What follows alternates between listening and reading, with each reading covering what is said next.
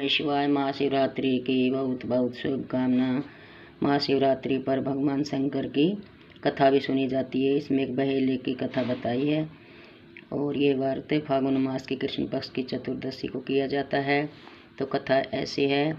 एक गांव में एक शिकारी रहता था। वह शिकार करके अपना परिवार का पालन करता था। एक बार उस पर साहूकार का ऋण हो गया। ऋण न चुकाने पर सेठ ने उसे शिव मंदिर में बंदी बना दिया। उस दिन शिवरात्रि थी। वह शिव संबंधी बातें ध्यानपूर्वक देखता और सुनता रहा। संध्या होने पर सेठ ने उसे अपने पास बुलाया। शिकारी ने अगले दिन ऋण चुकाने का वादा कर सेठ की कैद से छूट गया। जंगल में एक तालाब के किनारे बेल वृक्ष पर शिकार करने के लिए मचान बनाने लगा। उस पेड़ के नीचे शिवलिंग था। पेड़ के पत्ते मचान बनाते समय शिवलिंग पर गिरे। इस प्रकार दिन भर भूखे रहने से शिकारी का व्रत भी हो गया और शिवलिंग पर बेलपत्र भी चढ़ गए।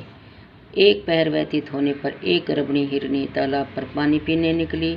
शिकारी ने उसे देखकर धनुष बाण उठा लिया। वह हिरनी कातर स्वर में बोली, मैं गर्भवती हूँ, मेरा प्रसव काल समीप ही है। मैं बच्चे को जन्म देकर शीघ्र ही तुम्हारे सामने उपस्थित हो जाऊंगी। शिकारी ने उसे छोड़ दिया। कुछ देर बाद एक दूसरी हिरनी उधर से निकली।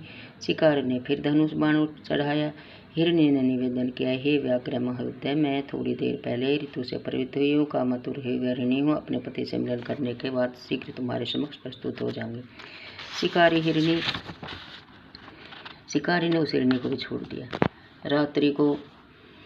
रात्रि के अंतिम पहर में एक मृगी अपने बच्चों के साथ उधर से निकली। शिकारी ने शिकार हेतु धनुष पर बाण चढ़ाया। वह तीर छोड़ने ही वाला था कि वह मृगी बोली, मैं इन बच्चों को इनके पिता के पास छोड़ आऊं, तब मुझे मार डालना। मैं आपके बच्चों के नाम पर दया की भीख मांगती हूँ। शिकारी को इस पर भी दया आ गई और उसे छोड़ दिया।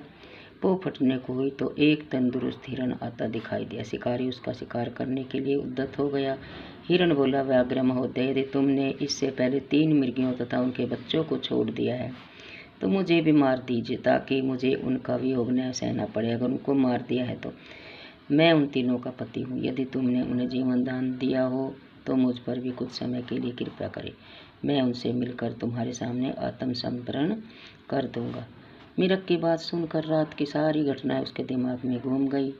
उसने मीरक को सारी बातें बता दी। उपवास, रात्रि जागरण तथा शिवलिंग पर बेलपत्र चढ़ने से उसमें भगवत भक्ति का जागरण हो गया। उसने मीरक को भी छोड़ दिया। भगवान शिव शंकर की अनुकंपा से उसका हृदय मांगलिक भाव से भर गया। अपने अतीत के कर्मों को याद करके वह पश्चाताप की अग्नि में जलने लगा। थोड़ी देर बाद हिरण सपरिवार शिकारी के सामने उपस्थित हो गया। जंगली पशुओं को सत्य, प्रियता, सात्विकता और सामूहिक प्रेम भावना को देखकर उसे बड़ी ग्लानि हुई। उसके नेत्रों से आंसुओं की झड़ी लग गई। उसने हिरण परिवार को मुक्त कर दिया। देवता इस घटना को देख रहे थे। उन्होंने आकाश से उस पर पुष्प वर्षा की। शिकारी परिवार सहित मोक्ष को प्राप्त हुआ। तो ये महाशिवरात्रि पर कथा है। भगवान शंकर तो जैसे भी पूजा करो, जाने अनजाने में प्रसन्न हो जाते हैं। बोल शंकर भगवान की जय। माँ पार्वती की जय। जय शंकर भगवान।